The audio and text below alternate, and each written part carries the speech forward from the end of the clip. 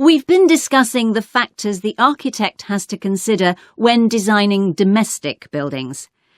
I'm going to move on now to consider the design of public buildings, and I'll illustrate this by referring to the new Taylor Concert Hall that's recently been completed here in the city. So, as with a domestic building, when designing a public building, an architect needs to consider the function of the building. For example, is it to be used primarily for entertainment, or for education, or for administration?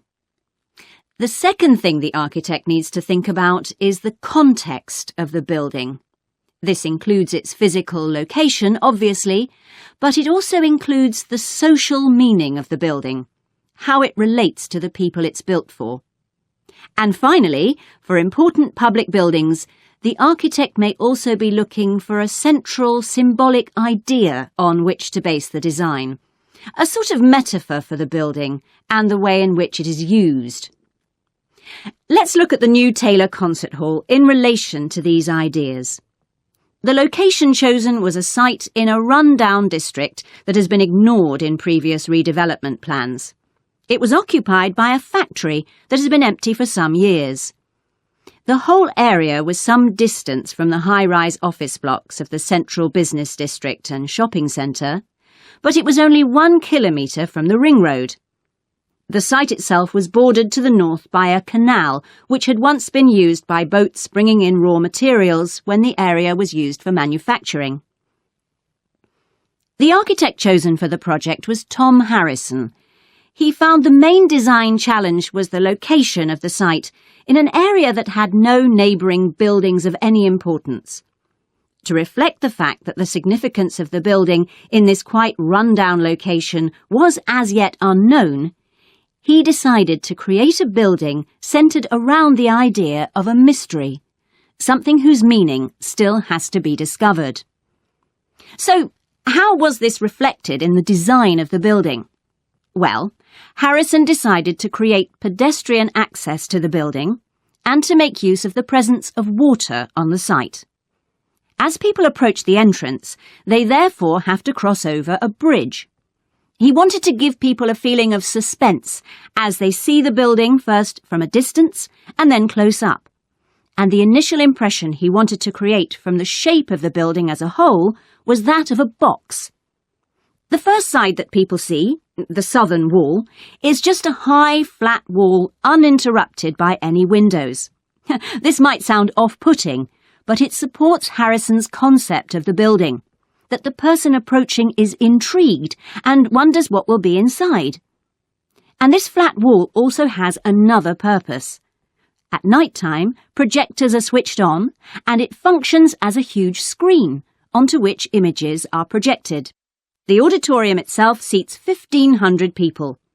The floors supported by 10 massive pads. These are constructed from rubber, and so are able to absorb any vibrations from outside and prevent them from affecting the auditorium. The walls are made of several layers of honey-coloured wood, all sourced from local beech trees. In order to improve the acoustic properties of the auditorium and to amplify the sound, they are not straight, they are curved. The acoustics are also adjustable according to the size of orchestra and the type of music being played. In order to achieve this, there are 9 movable panels in the ceiling above the orchestra, which are all individually motorised. And the walls also have curtains, which can be opened or closed to change the acoustics. The reaction of the public to the new building has generally been positive. However, the evaluation of some critics has been less enthusiastic. In spite of Harrison's efforts to use local materials, they criticise the style of the design as being international rather than local, and say it doesn't reflect features of the landscape or society for which it is built. Hi, great to see you. I'm Jodie, and I'll be looking after both of you for the first month you're working here at the Amersham Theatre. I'll tell you something about the theatre now, then take you to meet 2 of the other staff. It's an old building, and it's been modernised several times. In fact, as you can see, We're carrying out a major refurbishment at the moment. The interior has just been repainted, and we're about to start on the exterior of the building. That'll be a big job. The work's running over budget, so we've had to postpone installing an elevator. I hope you're happy running up and down stairs. When the theatre was built, people were generally slimmer and shorter than now, and the seats were very close together. We've replaced them with larger seats, with more legroom. This means fewer seats in total, but we've taken the opportunity to install seats that can easily be moved to create different acting spaces. We've also turned a few storerooms over to other purposes, like using them for meetings. We try hard to involve members of the public in the theatre. One way is by organising backstage tours, so people can be shown round the building and learn how a theatre operates. These are proving very popular. What we're finding is that people want to have lunch or a cup of coffee while they're here, so we're looking into the possibility of opening a cafe in due course. We have a bookshop which specialises in books about drama, and that attracts plenty of customers. Then there are 2 large rooms that will be decorated next month, and they'll be available for hire, for conferences and private functions, such as parties. We're also considering hiring out costumes to amateur drama clubs. Now I want to tell you about our workshops. We recently started a programme of workshops that anyone can join. Eventually, we intend to run courses in acting, but we're waiting until we've got the right people in place as trainers. That's proving more difficult than we'd expected. There's a big demand to learn about the technical side of putting on a production, and our lighting workshop has already started with great success. We're going to start one on sound next month. A number of people have inquired about workshops on makeup, and that's something we're considering for the future. A surprise success is the workshop on making puppets. We happen to have someone working here who does it as a hobby, and she offered to run a workshop. It was so popular, we're now running them every month. Now, a word about the layout of the building. The auditorium, stage and dressing rooms for the actors are all below ground level. Here on the ground floor, we have most of the rooms that the public doesn't see. The majority are internal, so they have windows in the roof to light them.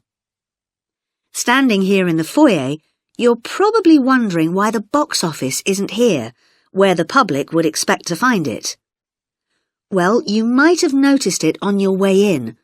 Although it's part of this building, it's next door, with a separate entrance from the road. For the theatre manager's office, you go across the foyer and through the double doors. Turn right, and it's the room at the end of the corridor, with the door on the left. The lighting box is where the computerised stage lighting is operated, and it's at the back of the building. When you're through the double doors, turn left, turn right at the water cooler, and right again at the end. It's the second room along that corridor. The lighting box has a window into the auditorium, which of course is below us. The artistic director's office is through the double doors, turn right, and it's the first room you come to on the right-hand side.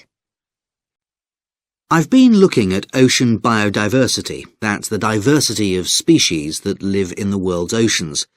About 20 years ago, biologists developed the idea of what they called biodiversity hotspots. These are the areas which have the greatest mixture of species. So one example is Madagascar. These hotspots are significant because they allow us to locate key areas for focusing efforts at conservation.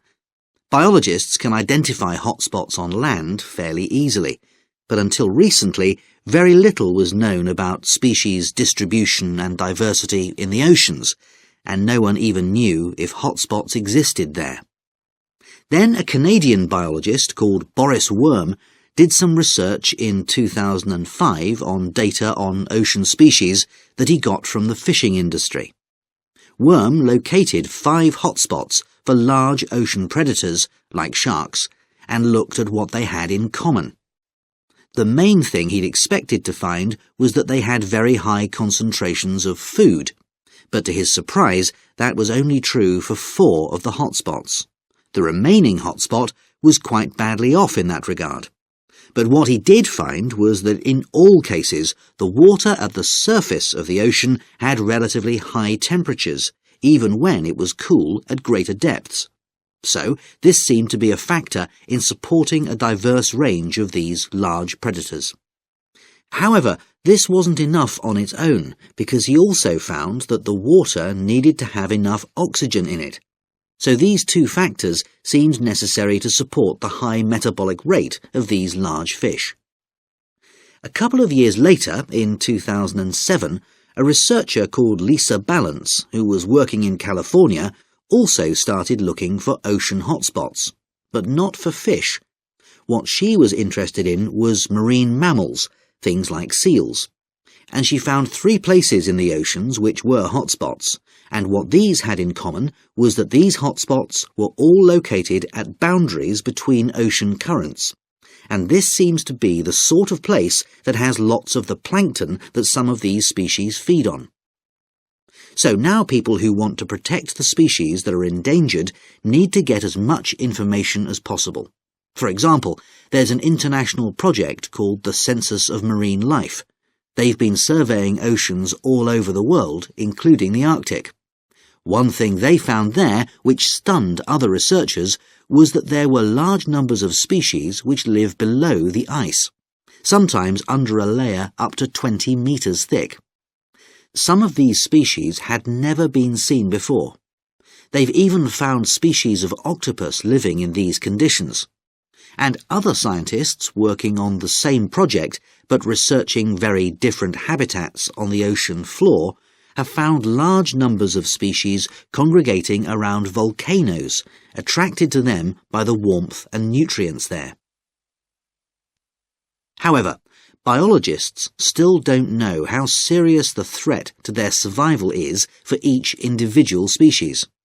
So a body called the Global Marine Species Assessment is now creating a list of endangered species on land, so they consider things like the size of the population, how many members of one species there are in a particular place, and then they look at their distribution in geographical terms, although this is quite difficult when you're looking at fish because they're so mobile. And then thirdly, they calculate the rate at which the decline of the species is happening. So far, only 1,500 species have been assessed, but they want to increase this figure to 20,000. For each one they assess, they use the data they collect on that species to produce a map showing its distribution. Ultimately, they will be able to use these to figure out not only where most species are located, but also where they are most threatened. So, finally, what can be done to retain the diversity of species in the world's oceans? Firstly, we need to set up more reserves in our oceans, places where marine species are protected. We have some, but not enough. In addition, to preserve species such as leatherback turtles, which live out in the high seas but have their nesting sites on the American coast, we need to create corridors for migration, so they can get from one area to another safely. As well as this, action needs to be taken to lower the levels of fishing quotas to prevent overfishing of endangered species. And finally, there's the problem of bycatch. This refers to the catching of unwanted fish by fishing boats. They're returned to the sea, but they're often dead or dying. If these commercial fishing boats used equipment which was more selective so that only the fish wanted for consumption were caught, this problem could be overcome. OK, so does anyone have any questions? First of all, let me thank you all for coming to this public meeting to discuss the future of our town. Our first speaker is Shona Ferguson from Barford Town Council. Shona. Thank you. First, I'll briefly give you some background information. Then I'll be asking you for your comments on developments in the town. Well, as you don't need me to tell you, Barford has changed a great deal in the last 50 years. These are some of the main changes. 50 years ago, buses linked virtually every part of the town and the neighbouring towns and villages. Most people used them frequently, but not now, because the bus companies concentrate on just the routes that attract most passengers. So parts of the town are no longer served by buses. Even replacing old, uncomfortable buses with smart new ones has had little impact on passenger numbers. It's sometimes said that bus fares are too high, but in relation to average incomes, fares are not much higher than they were 50 years ago. Changes in the road network are affecting the town. The centre was recently closed to traffic on a trial basis, making it much safer for pedestrians. The impact of this is being measured. The new cycle paths separating bikes from cars in most main roads are being used far more than was expected, reducing traffic and improving air quality. And although the council's attempts to have a bypass constructed have failed, we haven't given up hope of persuading the government to change its mind. Shopping in the town centre has changed over the years. Many of us can remember when the town was crowded with people going shopping. Numbers have been falling for several years, despite efforts to attract shoppers, for instance by opening new car parks. Some people combine shopping with visits to the town's restaurants and cafes. Most shops are small, independent stores, which is good, but many people prefer to use supermarkets and department stores in nearby large towns, as there are so few well-known chain stores here. Turning now to medical facilities. The town is served by family doctors in several medical practices, fewer than 50 years ago, but each catering for far more patients. Our hospital closed 15 years ago, which means journeys to other towns are unavoidable.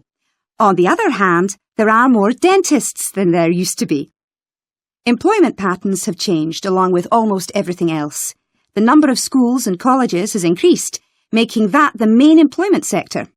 Services such as website design and accountancy have grown in importance, and surprisingly perhaps, manufacturing hasn't seen the decline that has affected it in other parts of the country.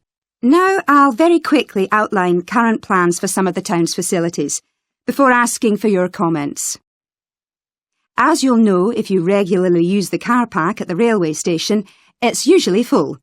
The railway company applied for permission to replace it with a multi-storey car park, but that was refused.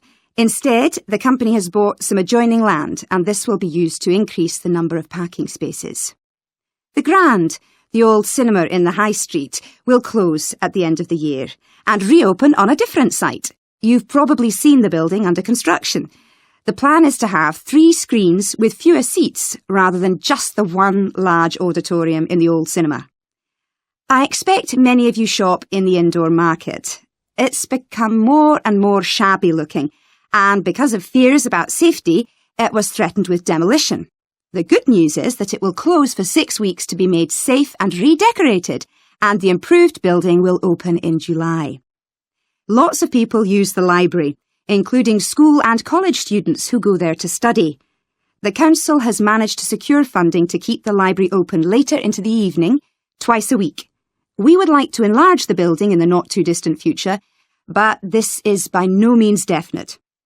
There's no limit on access to the nature reserve on the edge of town, and this will continue to be the case. What will change, though, is that the council will no longer be in charge of the area. Instead, it will become the responsibility of a national body that administers most nature reserves in the country. OK, now let me ask... So, what I'm going to talk about to you today is something called ethnography. This is a type of research aimed at exploring the way human cultures work. It was first developed for use in anthropology, and it's also been used in sociology and communication studies. So, what's it got to do with business, you may ask? Well, businesses are finding that ethnography can offer them deeper insight into the possible needs of customers, either present or future, as well as providing valuable information about their attitudes towards existing products. And ethnography can also help companies to design new products or services that customers really want. Let's look at some examples of how ethnographic research works in business. One team of researchers did a project for a company manufacturing kitchen equipment. They watched how cooks used measuring cups to measure out things like sugar and flour. They saw that the cooks had to check and recheck the contents because although the measuring cups had numbers inside them, the cooks couldn't see these easily. So a new design of cup was developed to overcome this problem, and it was a top seller. Another team of ethnographic researchers looked at how cell phones were used in Uganda, in Africa. They found that people who didn't have their own phones could pay to use the phones of local entrepreneurs. Because these customers paid in advance for their calls, they were eager to know how much time they'd spent on the call so far. So the phone company designed phones for use globally with this added feature. Ethnographic research has also been carried out in computer companies. In one company, IT systems administrators were observed for several weeks. It was found that a large amount of their work involved communicating with colleagues in order to solve problems, but that they didn't have a standard way of exchanging information from spreadsheets and so on. So, the team came up with an idea for software that would help them to do this. In another piece of research, a team observed and talked to nurses working in hospitals. This led to the recognition that the nurses needed to access the computer records of their patients no matter where they were. This led to the development of a portable computer tablet that allowed the nurses to check records in locations throughout the hospital. Occasionally, research can be done even in environments where the researchers can't be present. For example, in one project done for an airline, respondents used their smartphones to record information during airline trips, in a study aiming at tracking the emotions of passengers during a flight. So, what makes studies like these different from ordinary research? Let's look at some of the general principles behind ethnographic research in business. First of all, the researcher has to be completely open-minded. He or she hasn't thought up a hypothesis to be tested, as is the case in other types of research. Instead, they wait for the participants in the research to inform them. As far as choosing the participants themselves is concerned, that's not really all that different from ordinary research. The criteria according to which the participants are chosen may be something as simple as the age bracket they fall into, or the researchers may select them according to their income, or they might try to find a set of people who all use a particular product, for example. But it's absolutely crucial to recruit the right people as participants. As well as the criteria I've mentioned, they have to be comfortable talking about themselves and being watched as they go about their activities. Actually, most researchers say that people open up pretty easily, maybe because they're often in their own home or workplace. So, what makes this type of research special is that it's not just a matter of sending a questionnaire to the participants. Instead, the research is usually based on first-hand observation of what they are doing at the time. But that doesn't mean that the researcher never talks to the participants. However, unlike in traditional research, in this case, it's the participant rather than the researchers who decides what direction the interview will follow. This means that there's less likelihood of the researcher imposing his or her own ideas on the participant. But after they've said goodbye to their participants and got back to their office, the researcher's work isn't finished. Most researchers estimate that 70 to 80% of their time is spent not on the collecting of data, but on its analysis, looking at photos, listening to recordings and transcribing them, and so on. The researchers may end up with hundreds of pages of notes. And to determine what's significant, they don't focus on the sensational things or the unusual things. Instead, they try to identify a pattern of some sort in all this data and to discern the meaning behind it. This can result in some compelling insights that can, in turn, feed back to the whole design process. Good morning and welcome to the museum, one with a remarkable range of exhibits which I'm sure you'll enjoy. My name's Greg and I'll tell you about the various collections as we go around. But before we go, let me just give you a taste of what we have here. Well, for one thing, we have a fine collection of 20th and 21st century paintings, many by very well-known artists. I'm sure you'll recognize several of the paintings. This is the gallery that attracts the largest number of visitors, so it's best to go in early in the day before the crowds arrive. Then there are the 19th century paintings. The museum was opened in the middle of that century, and several of the artists each donated one work to get the museum started, as it were. So they're of special interest to us. We feel closer to them than to other works. The sculpture gallery has a number of fine exhibits, but I'm afraid it's currently closed for refurbishment. You'll need to come back next year to see it properly, but a number of the sculptures have been moved to other parts of the museum. Around the World is a temporary exhibition. You've probably seen something about it on TV or in the newspapers.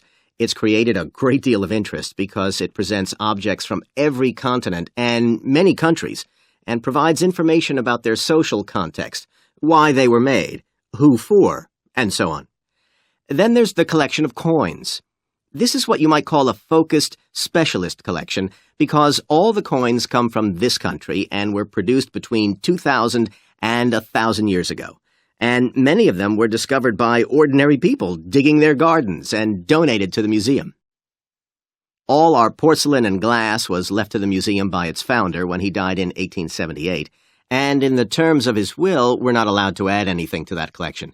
He believed it was perfect in itself, and we don't see any reason to disagree. Okay, that was something about the collections, and now here's some more practical information, in case you need it. Most of the museum facilities are downstairs in the basement, so you go down the stairs here. When you reach the bottom of the stairs, you'll find yourself in a sitting area with comfortable chairs and sofas where you can have a rest before continuing your exploration of the museum. We have a very good restaurant which serves excellent food all day in a relaxing atmosphere. To reach it, when you get to the bottom of the stairs, go straight ahead to the far side of the sitting area, then turn right into the corridor. You'll see the door of the restaurant facing you. If you just want a snack or if you'd like to eat somewhere with facilities for children, we also have a cafe. When you reach the bottom of the stairs, you'll need to go straight ahead, turn right into the corridor, and the cafe is immediately on the right. And talking about children, there are baby-changing facilities downstairs. Cross the sitting area, continue straight ahead along the corridor on the left, and you and your baby will find the facilities on the left-hand side. The cloakroom, where you should leave coats, umbrellas, and any large bags, is on the left-hand side of the sitting area. It's through the last door before you come to the corridor. There are toilets on every floor, but in the basement, they're the first rooms on the left when you get down there. Okay, now if you've got anything to leave in the cloakroom, please do that now, and then we'll start our tour. As we saw in the last lecture, a major cause of climate change is the rapid rise in the level of carbon dioxide in the atmosphere over the last century. If we could reduce the amount of CO2, perhaps the rate of climate change could also be slowed down. One potential method involves enhancing the role of the soil that plants grow in with regard to absorbing CO2. Ratan Lal, a soil scientist from Ohio State University in the USA, claims that the world's agricultural soils could potentially absorb 13% of the carbon dioxide in the atmosphere, the equivalent of the amount released in the last 30 years, and research is going on into how this might be achieved. Lal first came to the idea that soil might be valuable in this way, not through an interest in climate change, but rather out of concern for the land itself and the people dependent on it. Carbon-rich soil is dark, crumbly and fertile, and retains some water. But erosion can occur if soil is dry, which is a likely effect if it contains inadequate amounts of carbon. Erosion is of course bad for people trying to grow crops or breed animals on that terrain. In the 1970s and 80s, Lau was studying soils in Africa, so devoid of organic matter that the ground had become extremely hard, like cement. There he met a pioneer in the study of global warming, who suggested that carbon from the soil had moved into the atmosphere. This is now looking increasingly likely. Let me explain. For millions of years, carbon dioxide levels in the atmosphere have been regulated, in part, by a natural partnership between plants and microbes, tiny organisms in the soil. Plants absorb CO2 from the air and transform it into sugars and other carbon-based substances. While a proportion of these carbon products remain in the plant, some transfer from the roots to fungi and soil microbes, which store the carbon in the soil. The invention of agriculture some 10,000 years ago disrupted these ancient soil-building processes and led to the loss of carbon from the soil. When humans started draining the natural topsoil and ploughing it up for planting, they exposed the buried carbon to oxygen. This created carbon dioxide and released it into the air. And in some places, grazing by domesticated animals has removed all vegetation, releasing carbon into the air. Tons of carbon have been stripped from the world's soils, where it's needed, and pumped into the atmosphere. So, what can be done? Researchers are now coming up with evidence that even modest changes to farming can significantly help to reduce the amount of carbon in the atmosphere. Some growers have already started using an approach known as regenerative agriculture. This aims to boost the fertility of soil and keep it moist through established practices. These include keeping fields planted all year round and increasing the variety of plants being grown. Strategies like these can significantly increase the amount of carbon stored in the soil, so agricultural researchers are now building a case for their use in combating climate change. One American investigation into the potential for storing CO2 on agricultural lands is taking place in California. Soil scientist Wendy Silver of the University of California, Berkeley, is conducting a first-of-its-kind study on a large cattle farm in the state. She and her students are testing the effects on carbon storage of the compost that is created from waste, both agricultural, including manure and corn stalks, and waste produced in gardens, such as leaves, branches, and lawn trimmings. In Australia, soil ecologist Christine Jones is testing another promising soil enrichment strategy. Jones and 12 farmers are working to build up soil carbon by cultivating grasses that stay green all year round. Like composting, the approach has already been proved experimentally. Jones now hopes to show that it can be applied on working farms and that the resulting carbon capture can be accurately measured. It's hoped in the future that projects such as these will demonstrate the role that farmers and other land managers can play in reducing the harmful effects of greenhouse gases. For example, in countries like the United States, where most farming operations use large applications of fertilizer, changing such long-standing habits will require a change of system. Ratan Lal argues that farmers should receive payment, not just for the corn or beef they produce, but also for the carbon they can store in their soil. Another study being carried out. This is the 6 o'clock news for Tuesday the 25th of November. And first the headlines. The Prime Minister has promised to help the drought-stricken farmers in the northern part of the country who haven't seen rain for nearly 2 years. And in Sydney, a group of school children are successfully rescued from a plane which landed in the sea shortly after takeoff. Transport workers are on strike in Melbourne over a pay claim, and the strike looks set to spread to other states. And on a fashionable note, there's to be a new look for the staff of Qantas, Australia's national airline. The Prime Minister has pledged today that he will make $250 million available to help the drought-stricken farmers who have not seen rain for years get through the next 5 years. Money that was to have been spent on the restructuring of Sydney's road system has been reallocated to what the Prime Minister described as a more worthy cause. Farmers are to receive financial assistance to help see them through the worst drought in over 50 years.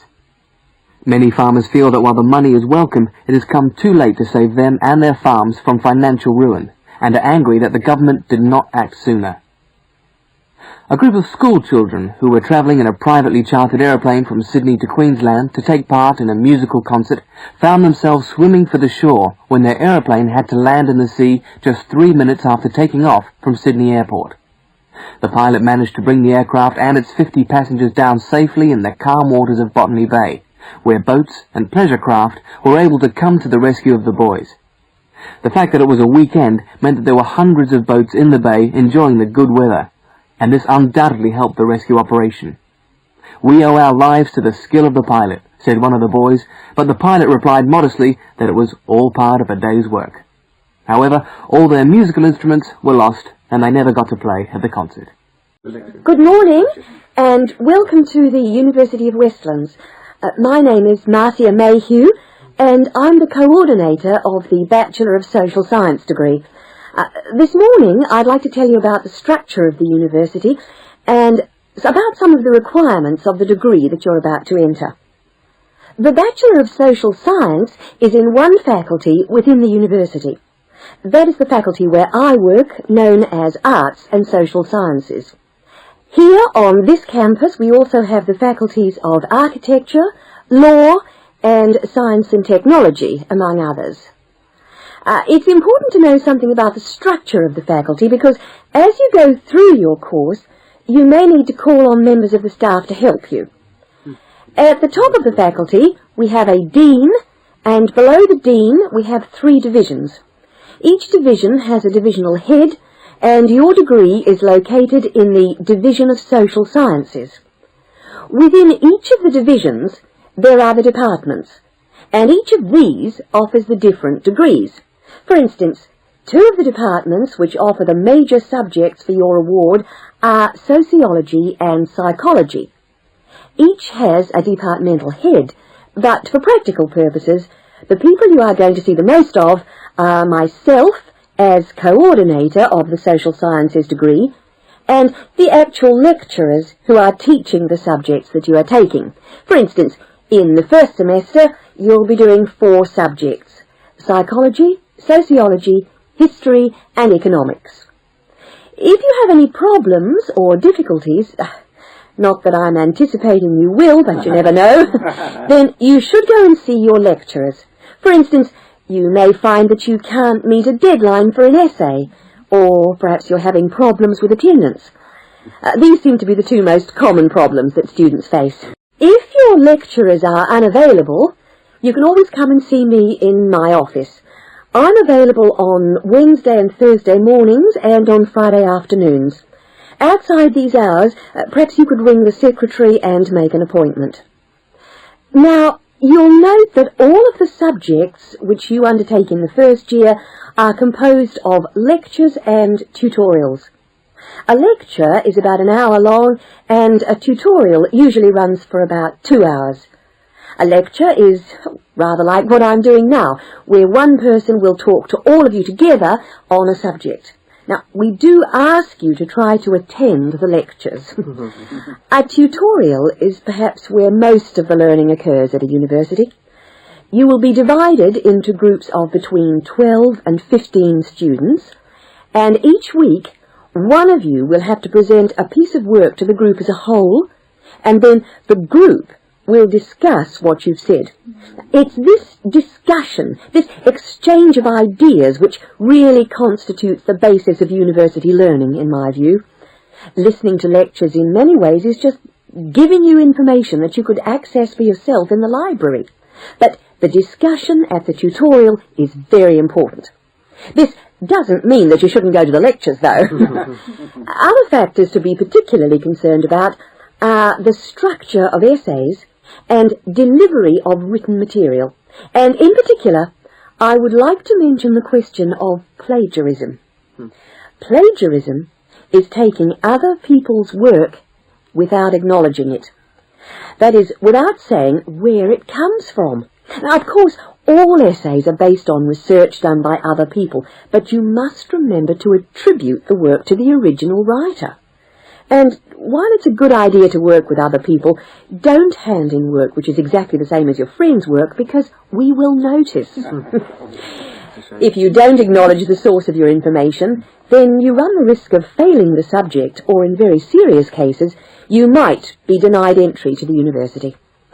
Last but not least, stay in touch with us. If things are getting you down, don't go and hide. Come and talk to us about it. That's what we're here for. Right. Thank you very much for coming along today. Welcome to the Fiddy Working Heritage Farm. This open-air museum gives you the experience of agriculture and rural life in the English countryside at the end of the 19th century. So you'll see a typical farm of that period, and like me, all the staff are dressed in clothes of that time. I must give you some advice and safety tips before we go any further. As it's a working farm, please don't frighten or injure the animals. We have a lot here, and many of them are breeds that are now quite rare. And do stay at a safe distance from the tools.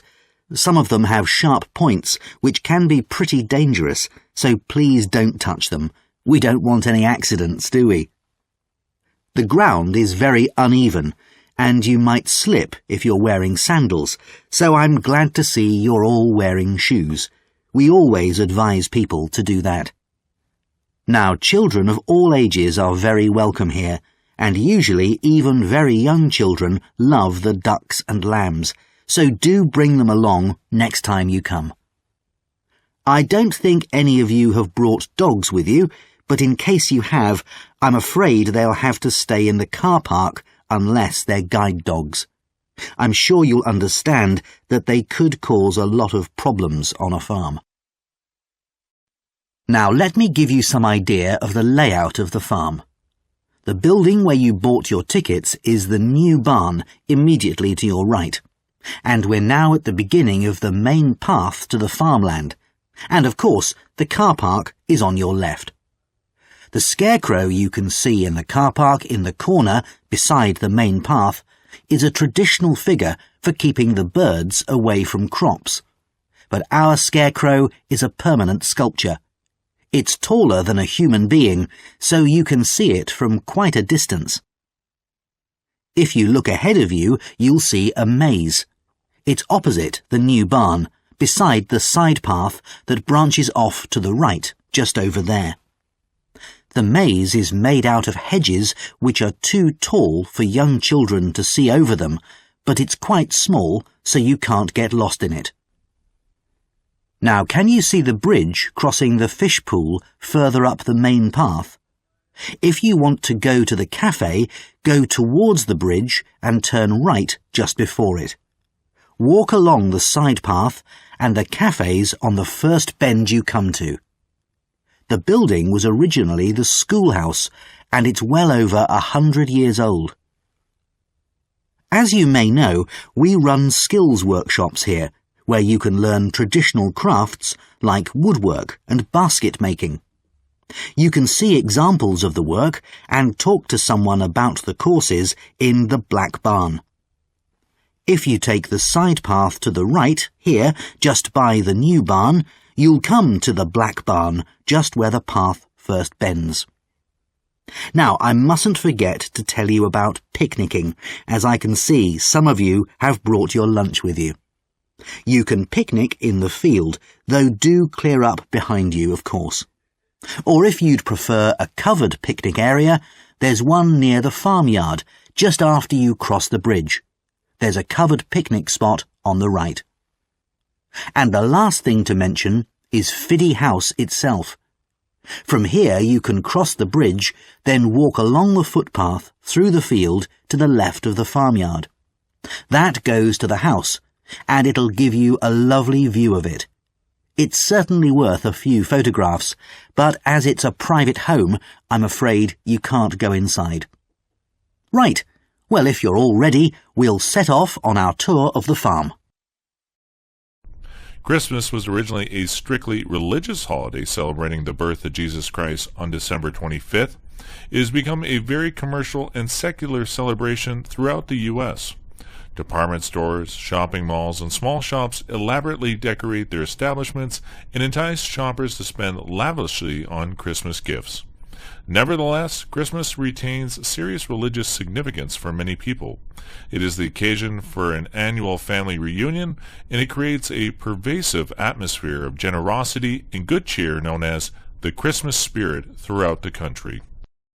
Families decorate their homes for the holiday season by draping the outsides of their houses and their shrubbery with colored lights.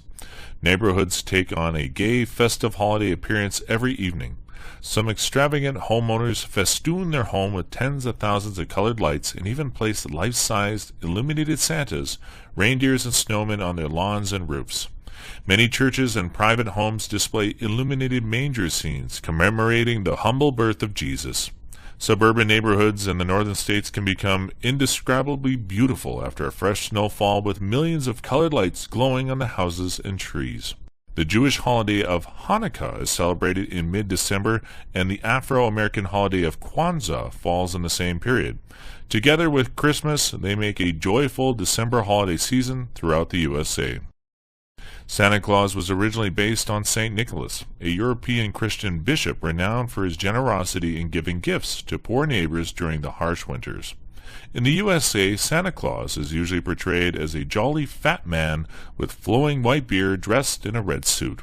He drives a magic sled pulled by 8 reindeer and flies around the world on the night before Christmas, delivering gifts of toys and sweets to all the children.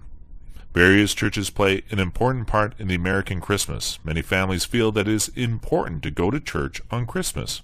There are also a variety of associated activities such as church dinners, live nativity scenes, choir concerts, special church services, and a fostering of the spirit of giving to those less fortunate. Many families in the U.S. place a small evergreen tree in their home and decorate it with colored lights and bright ornaments. On Christmas morning, the children wake to find gaily wrapped gifts under their Christmas tree. Children often hang empty stockings over their fireplace on Christmas Eve and awaken the next morning to find them filled with sweets and small toys. Plays an important part in the American Christmas. It is often a time of an extended open house with friends dropping by to bring gifts or just to wish everyone a happy holiday. At this time, it is appropriate to offer these guests food and beverage, so many homes have a variety of treats prepared in advance for these occasions. Although many families serve a variety of menus for Christmas dinner, the standard fare seems to include turkey, dressing, potatoes, gravy, cranberry sauce, vegetables, a salad, and some sort of dessert. Typically, parties in the month of December are shopping for Christmas or Hanukkah gifts and attending holiday parties. The parties usually include plenty of food, drink, and holiday cheer. Christmas Eve and Christmas Day are usually reserved for religious observance and family celebration. Family members from near and far usually unite on Christmas Day for an annual holiday feast. When invited to a family Christmas celebration, a small gift for the entire family would be appropriate. If there are young children in the family, small gifts of sweets or toys are usually well appreciated. In the USA, the Christmas season traditionally begins just after the Thanksgiving holiday on the 4th Thursday in November. The Saturday immediately following Thanksgiving is the occasion for a spectacular parade in New York City, with the arrival of Santa Claus signaling the beginning of the Christmas shopping season. Many people exchange Christmas cards or holiday cards during this season. Holiday greeting cards are mailed to friends, neighbors, relatives, and business associates in December. If you receive a card, it is not necessary to reciprocate, as some people send no cards. If you wish to send a Christmas card and are unsure of the religious affiliation of the recipient, always choose a holiday card without any religious theme to avoid offending. The United States has such a diversity of cultures and traditions, it is actually quite difficult to say what is uniquely American. Many of the Christmas holiday activities vary from family to family and often depend on the cultural heritage of the family members. A typical celebration of Christmas Day in America mix Irish, Austrian, Polish, and Belgian traditions into something that is its own. The week after Christmas, stores filled with shoppers exchanging Christmas gifts and taking advantages of the after-Christmas clearance sales. On New Year's Eve, parties abound in restaurants, bars, and clubs throughout the U.S. They tend to be noisy affairs with drinking, dancing, and wild celebration.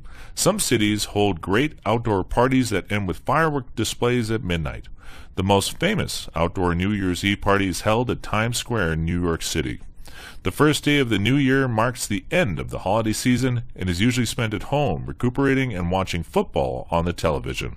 Some families host a New Year dinner party for friends and neighbors. Reading is one of the essential skills in this world, and parents and other adults can nurture, educate, or train that skill in children. The easiest way to facilitate, make easier to assist, reading development in children is to read to them aloud. When parents, grandparents, aunts, uncles, or neighbors take the time to read to children, children become interested in the reading process. Reading aloud to children can begin at a very young age, even within weeks of birth. Most experts recommend that parents adhere, to follow closely, to give support, to stick together, to at least a half hour a day of reading to a child, to develop an interest in reading. Children hear new vocabulary when they are read to, and that stimulates the brain. A child's language skills can even surpass, to go beyond, adult expectations when discussion of a book becomes part of their reading environment. When adults talk to children about the stories they have read together, what happened, which characters they liked best, what the point of the story was, a children's critical thinking skills are greatly increased. Adults shouldn't impose, force on others, their reading interest or level on a child. Asking children to read books too far above their comprehension level can impede, to block, their reading development. The mastery of reading is tied to self-esteem, so parents want to make sure not to push their children. A simple way to see if a child wants to read a book is to take the child to the library or bookstore and let the child find books that interest him or her. An adult can guide a child's choices, especially based on the child's interests. Dinosaurs, knights, the ocean. But the child should be excited about the books the family takes home to read. Children have an innate, possessed at birth interest in language, and parents can support that natural interest through WISE. Parents can also be reading advocates, a person who supports a cause, by having books in the home and reading themselves. When a child sees a parent enjoy reading, the child learns that it is a fun and important skill to acquire. Today's children are so susceptible, sensitive to the lure of television and video games. Most children spend 3 to 4 hours a day in front of the television. That it's essential for parents to take the lead in making reading an exciting and memorable experience. All children have the potential, the ability for growth, to be successful readers.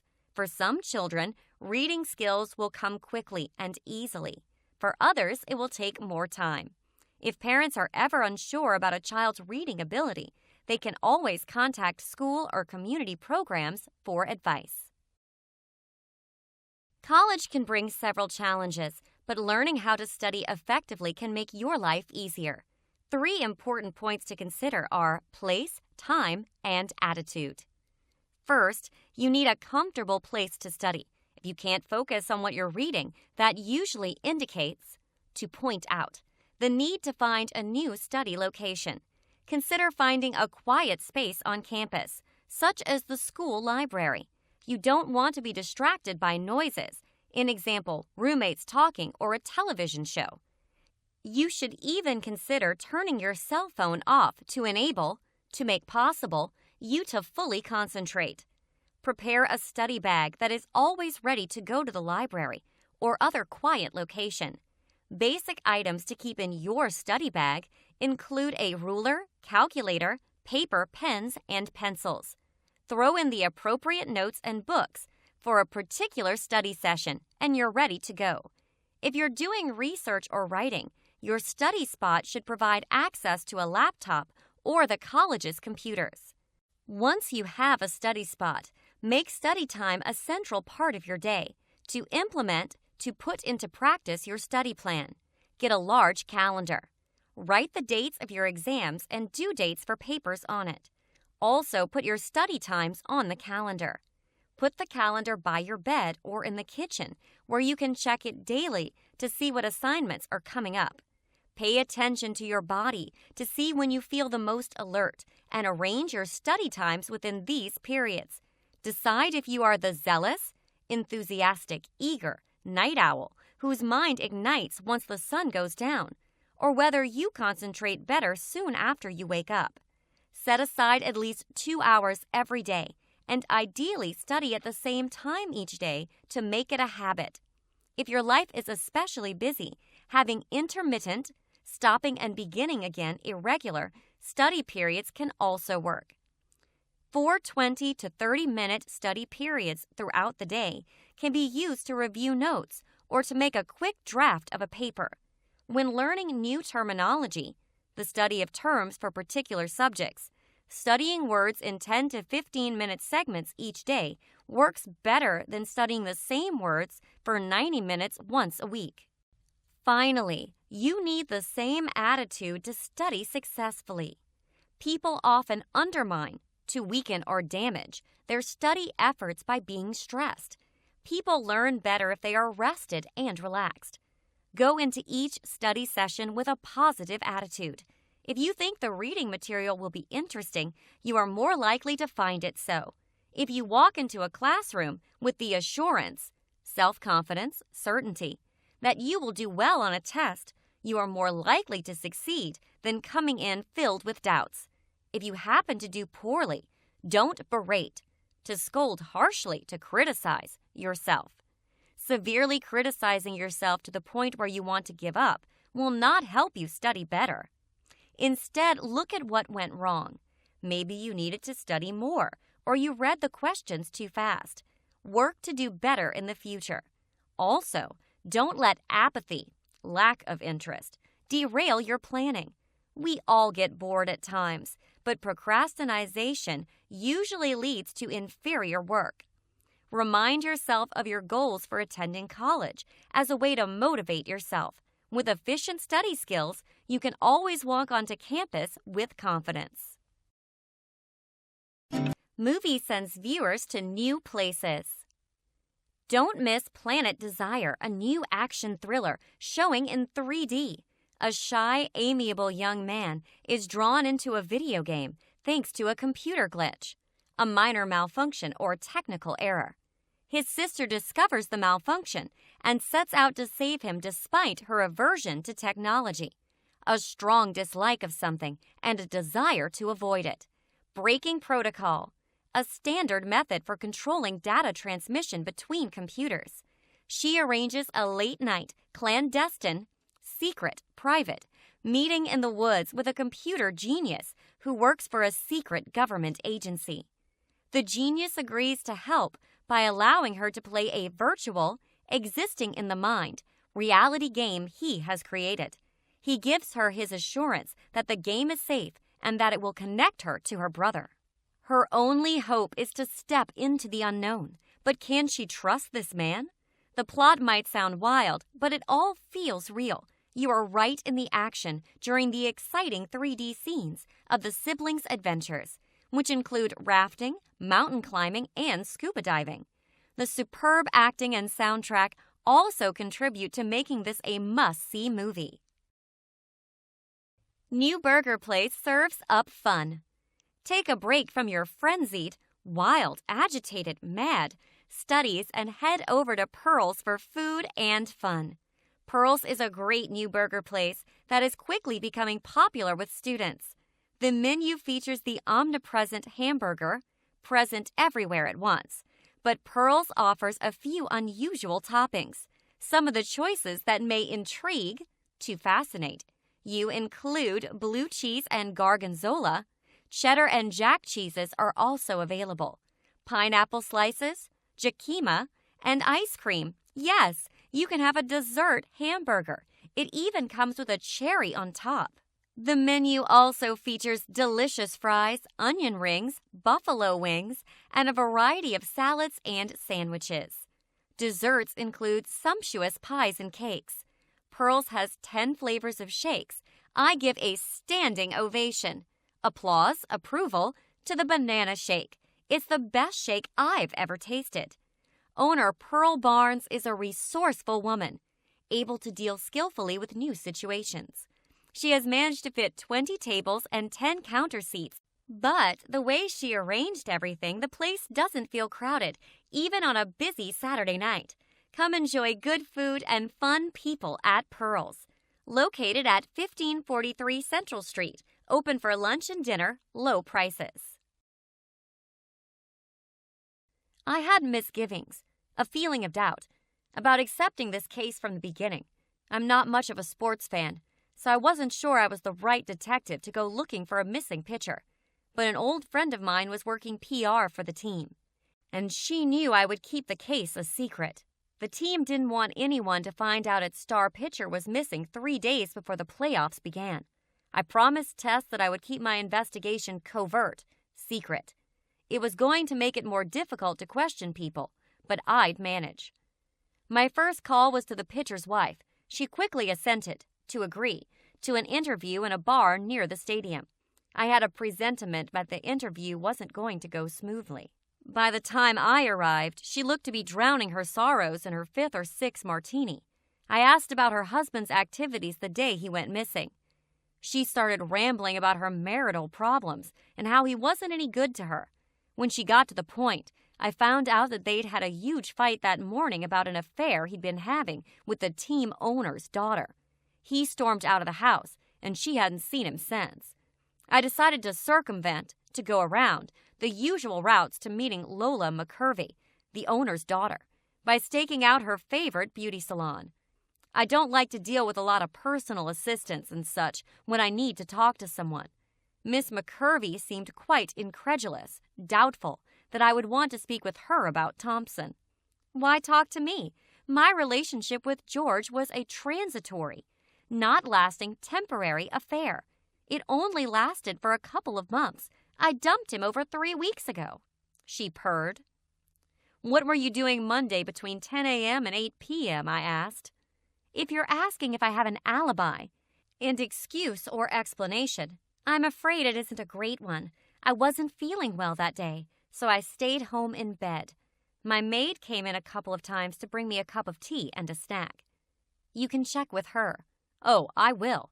I'm usually an optimist, a person who looks on the bright side, which is rare for a PI. But I was beginning to doubt whether I'd find Thompson before the playoffs began, and if I did, whether he'd be alive. I was going to have to take decisive, definite, clear steps to track him down. I needed to interview his teammates one by one, starting with the first baseman, Hernandez. It was widely known that he and Thompson had a strong aversion to each other. It was going to be a long day. Estella slowly opens the door. It is 1 o'clock in the morning. Who could possibly be knocking so forcefully? Little does she know the pandemonium, disorder, that is going to disturb her quiet night. Her big brown eyes open wide as she sees Byron's virile, masculine build fill the doorway. His manliness causes Estella's heart to pound as loudly as his knocking on the door. It has been 5 months since they broke up, but she is once again in an amorous, being in love, passionate mood after admiring Byron's strong frame. I must see you, he gasps. The provocative, stimulating, exciting look in his eyes is one Estella cannot resist. She motions him inside and shuts the door. Byron stumbles to the couch and collapses. Estella spies the bloodstain on Byron's chest. She tears off her robe and presses it against his rippling muscles, so easily noticeable under the damp shirt. Byron's eyes slowly open. He smiles and draws her closer. Estella, he whispers, I need your help. If you no longer abhor me, to detest, please, please, hide me. Estella pulls away.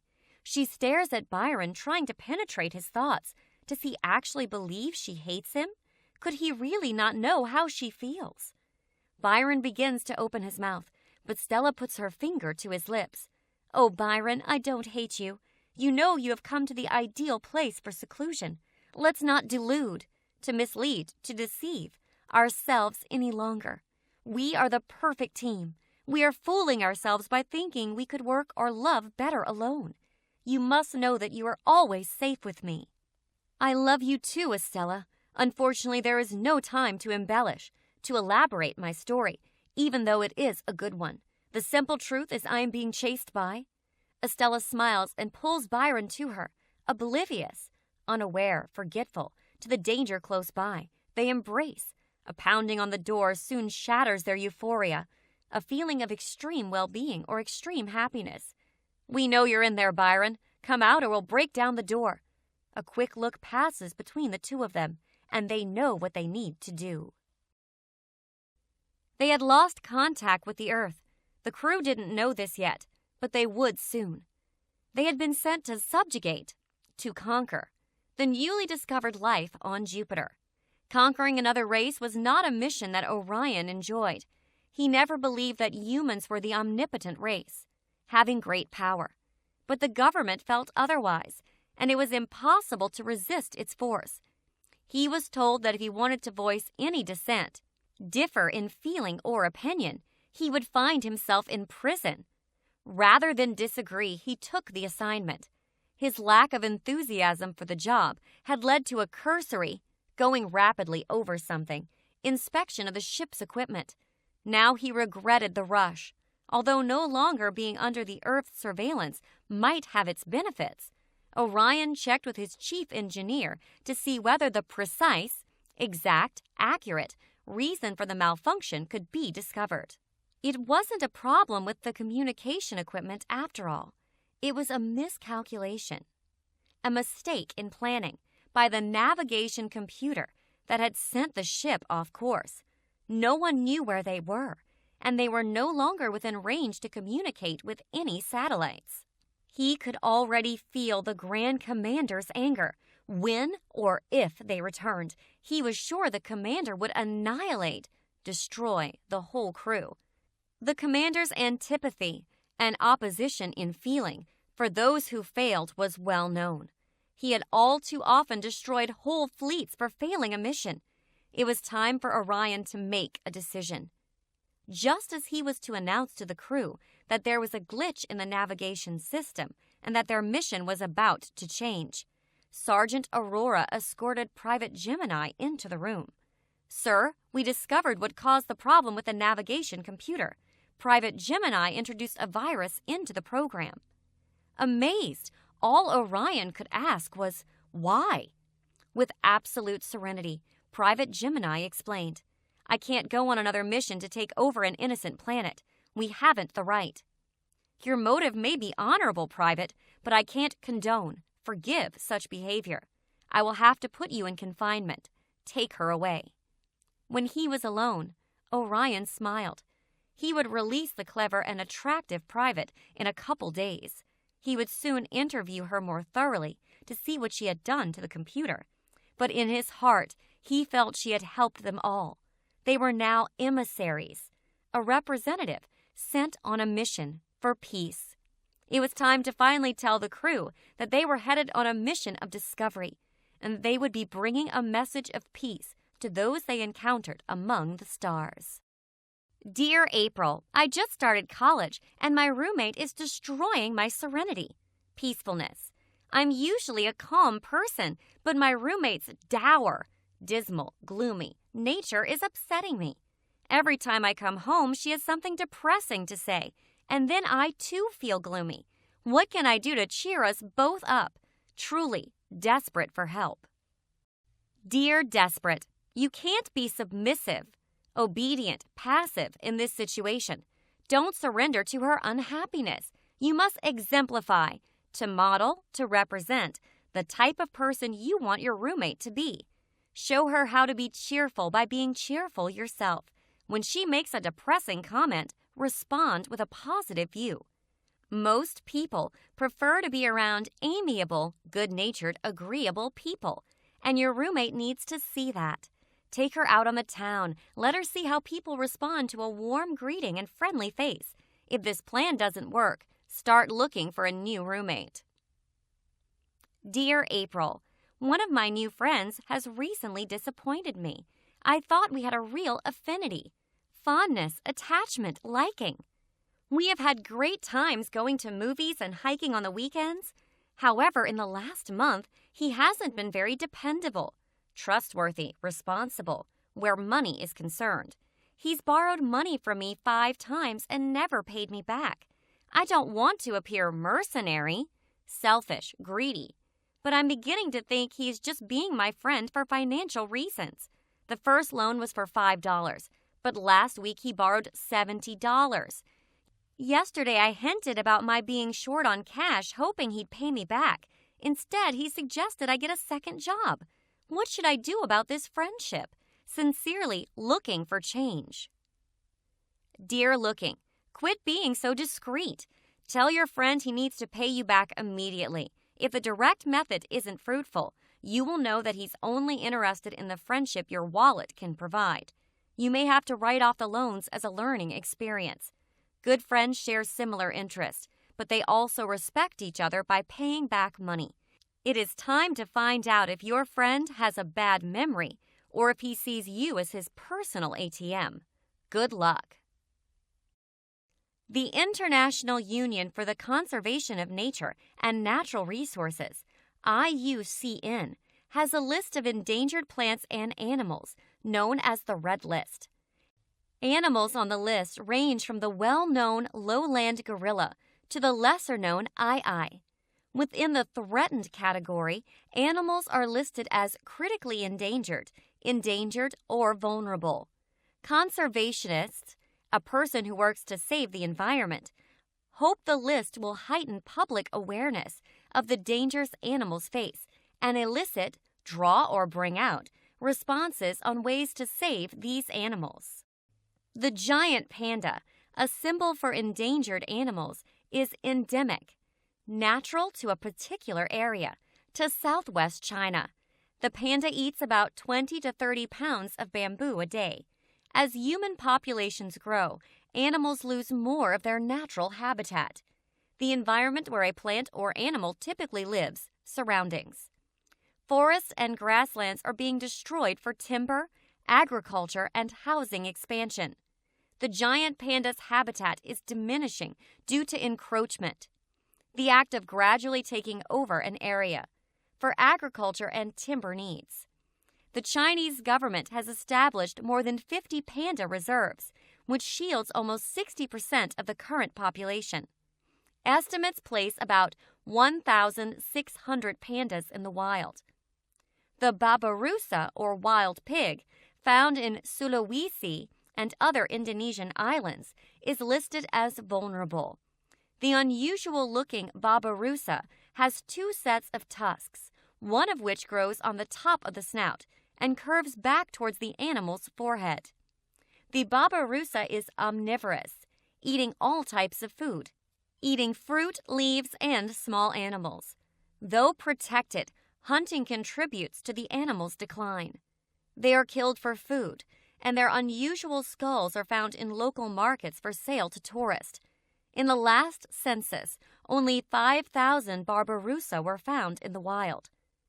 The blue whale, found in every ocean, is listed as endangered. The largest mammal, warm-blooded vertebrate on Earth.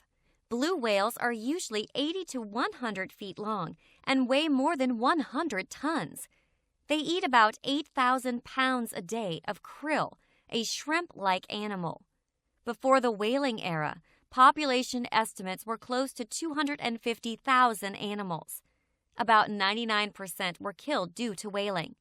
In 1966, the International Whaling Commission put a moratorium, suspension of an activity, on hunting blue whales. Current estimates place the blue whale population between 5,000 and 12,000. Blue whales now face threats from pollution, including increases in ocean noise levels, possibly interfering with their low-frequency communication, and global warming, disrupting migration patterns and altering food supplies. These examples illustrate the major threats animals face: habitat loss, hunting, and pollution. The field of zoology, the study of animals, including their behavior and development, has helped people learn more about animals. With this knowledge and by working together, individuals and governments can avert the loss of today's threatened animals.